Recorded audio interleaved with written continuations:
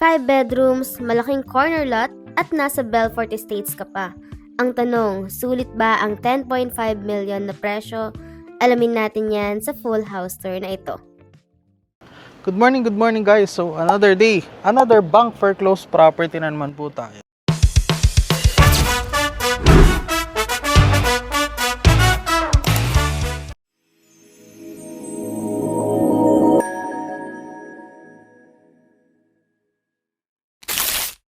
Good day everyone! So today po, nandito po tayo ngayon sa Molino 4, Bacoor, Cavite dahil meron po tayong available na bank foreclosed dito po sa Belfort Estates, Bacoor.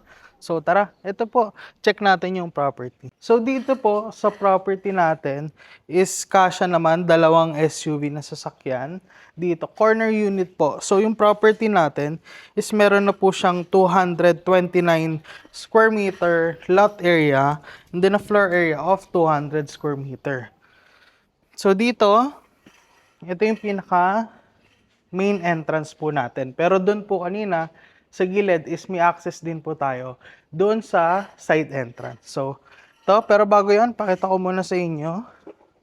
Itong gilid niya guys, kung saan sobrang laki pa po ng available space for future expansion or kung gusto mo naman is magtanim-tanim dito. And naka-tiles na rin siya.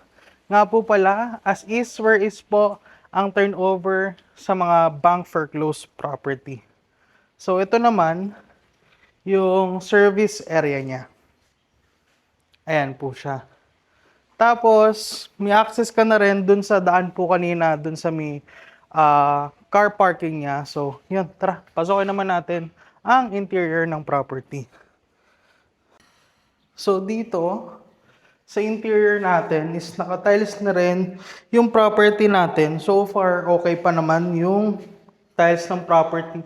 Compare sa mga ibang na-check natin na unit na talagang angat na yung tiles. So for the ground floor, meron tayong toilet and bath. And then, meron kang 1 bedroom.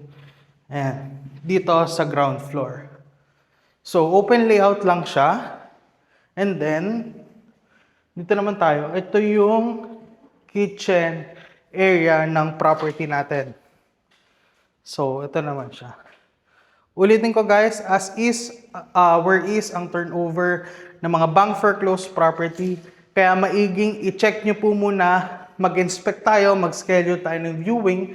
And katulad ng sinasabi namin sa mga clients namin, kung kaya nyo magsama ng contractor para at least ma-inspect and then ma-estimate nyo na rin yung possible expenses nyo sa repair cost ng property. Okay tayo sa second floor.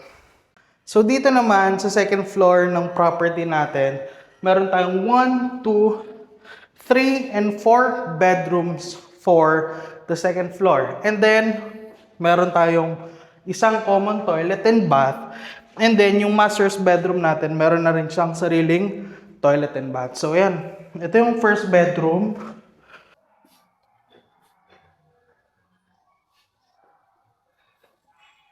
Common toilet and bath.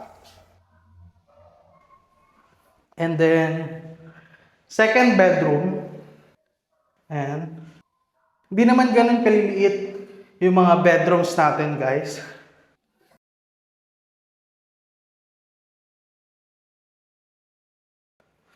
Third bedroom. Ayan. And then, yung ating master's bedroom. Kung master's bedroom natin, with own toilet and bath na rin siya. And then, meron kang balcony.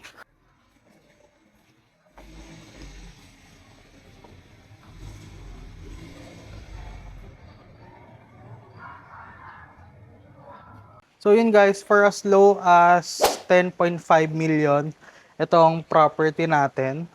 10% lang yung kailangan mong down payment for this property. 5% as reservation. And then the other 5% is pwede ka pong mag-installment up to 4 months. So ulitin ko po guys, ito po is hindi brand new. This is a bank foreclosed property. Kaya naman po, ini-invite namin, if ever na merong interested buyer po for this specific property, to schedule a viewing with us so we can check, inspect the property, and then kung anong magustuhan nyo, saka po tayo mag-submit ng offer. So if ever naman is interested ka sa mga bank foreclosed property, katulad nito, kindly send us a message dito sa The Repo Market para ma-assist ka na namin sa viewing mo at mapagsubmit tayo ng offer.